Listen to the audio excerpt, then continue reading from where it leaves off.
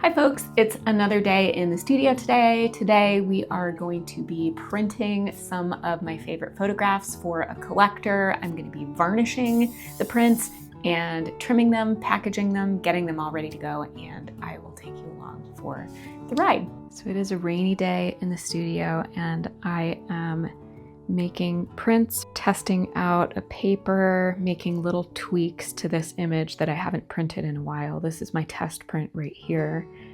And then this is the print at the size that the collector ordered. It's a 10 by 10. And what I'm gonna do is varnish it with this Moab Desert Varnish. This is a matte paper. It's just a little bit of a tooth. It is Hahnemuhl's Photo Rag Bright White. I'm gonna varnish it with this for some added protection. The problem is that it's raining outside right now and I don't have much of a covered area to do that in. Okay, so I made 2 prints and a little test print, but I hadn't printed this in a couple years, maybe. It might be a couple years. And this is the first print I made. I was overconfident actually, and I printed the 10 by 10 just right off the bat. And then I looked at that and thought, it looks a little muddy to me. And I like the beach grasses kind of dark, but I wanted to make the path a little bit brighter, the sand path a little bit brighter. And I just wanted a few more of the highlights in the grass to show a little bit better. And then the hand is in intense shadow, but I wanted that to be a tiny bit brighter too. So then actually I did this little test print and I made this one quite a bit brighter. Can you tell the grass is brighter on that one? The hand is brighter. But what happens when I just brighten the entire thing a little bit is that pinky fingernail and the skin just got a little too blown out. The highlight's a little too washed out. I feel like the iPhone is kind of fixing it right here, but it's a little too blown out for me. So this one isn't it either, but it helped me to calibrate this final print. What I did on the final print was I just went in with some burning and dodging on the original print file and just made the path a little bit brighter, some of the grass highlights a little bit brighter. I brightened up the mid-tones in the darkest part of the hand, and then I came in on that pinky fingernail and just made that a tiny bit darker so it's not quite so blown out. And there we have the finished print. I love this image so much, so much. To me, it's visually beautiful. I love the design, but I also feel like it has just a dash of humor in it. You know, it's like a little bit witty. I had it in my shop a while back and nobody ever bought it, and it sort of surprised me and bummed me out. I took it out of the shop actually, and then somebody just asked if they could buy it. So yay, finally I get to make this print and send it to somebody. I have loved it for years. Yay. This is like the only dry spot on my porch, barely dry. And then I'm gonna apply the spray with the print up like this. Then I'm gonna let it dry, then I'm gonna do it again. So I'll show you my process here. I want to share some of the conversations I have with students in my online classes because they're so rich, and I imagine you guys are thinking about similar issues. So I was responding to a student in class today, and she shared an image that she loved, but she said that when she photographed it, she didn't have a clear sense of intention. It wasn't intentional, right? So she was disappointed in herself because of that. She felt like the image didn't really count in a way, or that it wasn't really an example of true artistry because it was more of an impulsive grab shot. And that's such an interesting comment. And I wanted to talk about it because I've heard this kind of thing from students a lot over the years. It's a pretty common critique people have of themselves and their work. There's this idea that if we're real artists, we'd be very in control, we'd be totally aware, and we'd have this level of analysis when we're making images. We'd have a clear idea for each image before we make it, and then we would make images that fully represent those preconceived ideas, right? And there's this idea that real artists operate like this, and that if you're not operating like this, your images are sort of embarrassing or wrong or fake, even if they're really good. It's kind of like an imposter syndrome, but I think it's especially damaging because it's setting up this false narrative for how real artists operate. Like, we're always totally in control, we have everything mapped out. That's just not true. Sometimes it is, but a lot of times it's not. And I think all this narrative does is it makes people restrain their intuition and their creativity, which really is the opposite of being an artist. And it makes people feel bad about their work. So if you go into every photograph thinking, I should be able to operate that way if I'm worth my salt as an artist, I should know exactly what I'm doing all the time and be very in command of every element. I should have the ability to make an image that represents exactly what I preconceived. And if I can't do that, what I create is garbage. But if you hold yourself to that standard, you suck all the spontaneity out of the process. And true creativity is responding in the moment to what you see and adapting and pivoting and accepting what occurs and building on that, right? Riffing on it, going with the flow. And I want to say that you can do that even if you've planned the basics and you have sort of a general sense of what you're going to shoot. Even if you're working with props or models in a studio, say something like that, it still pays to be flexible and adaptable there. But it's especially important when you're doing something like street photography or travel photography or something like that, where if you are not responding in the moment in sort of an emotional, pre-intellectual way, you're basically missing all of the shots. So being responsive and making lightning quick creative decisions just because they feel right in your body, but they're not pre-planned or controlled down to the last detail. That is true creativity. That's the juicy stuff. That's what makes this whole process exciting, not putting everything in the crosshairs like creativity is some kind of computer program that you write and then you execute it in a very exacting way and you don't deviate from that, right? And I actually think it's fine if you don't photograph with intention. I think it's fine. I do that all the time. I mostly don't know what I'm going to photograph before I photograph it. So being responsive and inventive on the fly, that's why I love this art. It's a process of discovery for me. I don't want to give away the discovery piece. So I might have like a loose idea of a location or some subject I'd like to get.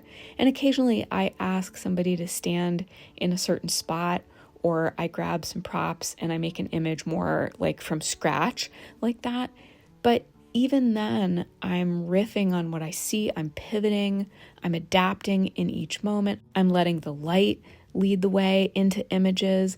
I'm letting whims lead the way into images. I'm shooting first and I'm thinking later. I just really, really like to get caught up in the moment. And I think there's a real magic in that. And that is why I have stayed engaged with this beautiful art form, why it keeps being interesting to me, and why I've been doing it for 30 years and I still keep coming back to it. So I want to share my thoughts on the varnish. Let me grab it. I have never used this before. Well, I've used it for like oil pastels, but I've never used it for photographs. And some part of me doesn't like the idea of using it because I feel like the paper is, it's gorgeous, expensive, very high quality fine art photographic paper. It should be finished when you print on it. right? There's just something about that in my mind that just feels sort of wrong. Like it should be enough by itself. But when I send a print to somebody else and when they are unpackaging it or they're framing it and they scratch it by mistake, I just would like the prints to be kind of like armored a little bit more for handling by people who just aren't used to handling photographic prints, you know? So that's why I have thought about using this varnish stuff. And so I've been kind of experimenting with it. That's my thinking, that it just makes the prints tougher.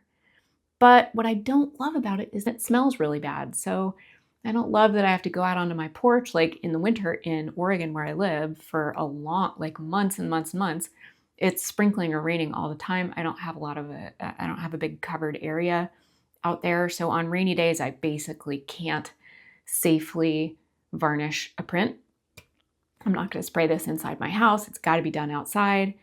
But yeah, like I can varnish a tiny print, an 8x10, in the covered space that I have, but larger prints, it would just be asking for it, you know, because one little errant raindrop can wreck a gorgeous, nice print that I've spent, you know, time and money and materials working on. So that makes it a little bit tricky, right? Like there are whole months where it'll be hard for me to varnish prints. And then, yeah, just smelling it. Like, is this something that I want to be doing all the time and breathing in all the time? I don't know if it is.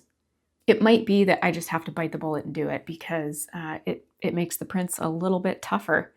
And that's important when you're selling work. I want them to be tough. So I might just have to do it. But I don't love it. I don't love it. So I think I've mentioned here before that I like trimming my prints. I don't like sending somebody a print just, you know, like this on the paper, because this would be hard to frame and they would need to cut it.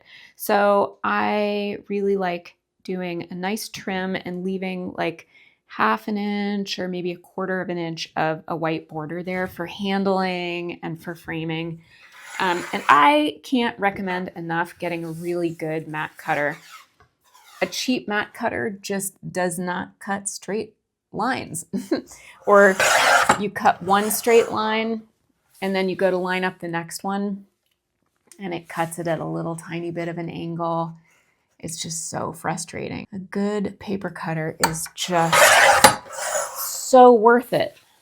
This one is a Rototrim, the Master Cut 2. And it served me well. I want to say I bought this for $250 or $300, but it was maybe, I don't know, 5-6 years ago. But it's a nice investment. I love this photograph so much. I think it just kind of makes an impact on the wall, you know, because it has that big hand in it. There's some photographs that they look good up close, you know, they have tiny details or maybe they're really dark. And so they're a little bit hard to see and understand from midway back in the room or further back in the room. You have to get up close and really examine the details and see into the dark tones. But an image like this would really make an impact from across a room. Let's chat a little bit more about intention when we photograph. Does an image only count if it was made with intention? I think it's great to photograph because you just have this little whisper in your heart, like a little spark of curiosity, this little feeling of like, ooh, that's a lovely mood right there. Or like, oh, wow, I don't know why, but I just feel like raising my camera right now. And, you know, you just do it. You just follow the tugs of your heart. When you're in the moment and you're making those pretty quick shots, it's hard to evaluate that fully in the moment when you're caught up in the emotion of it. There's often just like a tiny moment of recognition or curiosity or inner knowing, but it's nascent. And that's okay. I actually think that's a really ideal space to make art from. The intention can come later when you're choosing which images you like best from a shoot, or when you're editing your images in post-production, an intentional practice is lovely at that stage. Often we just don't know if an image will be strong or not until we see the file and until we have some time to reflect on it, But so later in editing, that's where you really have time to sit with an image, to determine if it all works, if the aesthetics work, if the mood works, if the design works, right? Does the composition sing? Is the image more than the sum of its parts? That is where more intention comes in. And then your intention there might be something like, does this image represent my overall vision? Or is this the aesthetic that I'm really going for as an artist? Does this image go with any of my other images and maybe even help me build a portfolio at all? Or can you edit the image thoughtfully so that it does go with some of your other work? It's so good to approach this kind of thing with some real care so you can see if an image is really saying something special or if it's not. My student summed up what I was saying to her really nicely in this little nutshell: shoot with intuition, edit with intention. And when I say edit, I'm talking about that in both senses of the word. So editing as in choosing which images you like from a shoot, and also editing as in doing your post-production, your fine-tuning of that image, like in Lightroom or Photoshop. So shoot with intuition, edit with intention. I think that's just a really nice, helpful motto. And that intuition that my student had to pick up her camera at just that moment, not having it all figured out, not having it all mapped out ahead of time, that intuition served her so well. She made a great shot. So to feel bad about that, or like you're not a real artist, no, right? That is exactly the way real artists operate. That's exactly what real artists do. Now, I want to say too that you can go into a shoot with a great deal of intention. So that might just be more your speed. Maybe this could really be the case, like if you're hired to make a very specific photograph for a client or a publication. But still, that needs to be balanced with fluidity and adaptability, responsiveness and creativity, right? If that is lost, the whole shoot goes down the drain. And you lose the ability to pivot when conditions change, and they almost always do.